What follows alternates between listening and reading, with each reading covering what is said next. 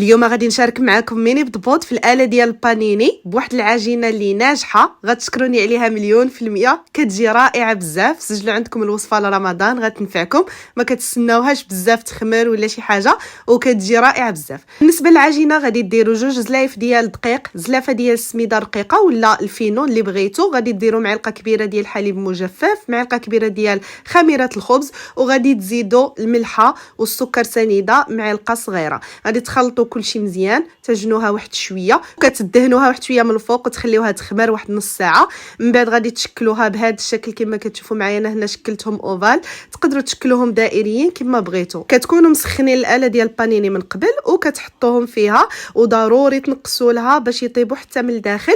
راه كيجيو رائعين وطايبين حتى من الداخل، ما تخافوش. كما كتشوفوا معايا هنايا طابو، تقدروا تحتفظوا بهم حتى في المجمد.